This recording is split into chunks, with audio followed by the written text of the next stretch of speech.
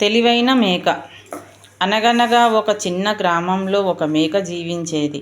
ఆ మేక చాలా తెలివైనది. ప్రతి సమస్యను తన తెలివితో పరిష్కరించుకునేది. ఒకరోజు ఆ మేక అడవిలోకి ఆహారం కోసం వెళ్ళింది. ఒక పులి దాన్ని చూసి, పులి తన మనసులో ఇలా అనుకుంది, ఈ మేక నా విందు అవుతుంది అని అనుకుంది.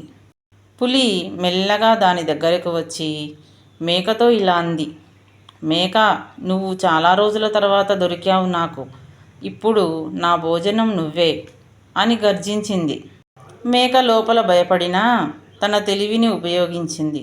మేక నవ్వుతూ ఇలా చెప్పింది, పులిరాజా, నన్ను తినే ముందు ఒక మంచి వార్త చెబుతాను, వింటావా అని అంది.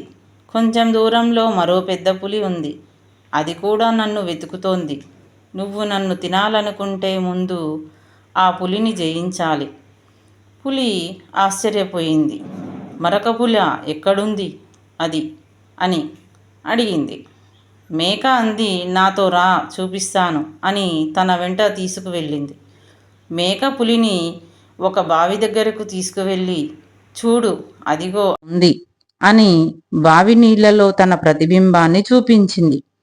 పులి బావిలో చూసి తన ప్రతిబింబాన్ని మరో పులి అనుకొని కోపంతో బావిలోకి దూకింది. పాపం పులి బయటకు రాలేక మునిగిపోయింది.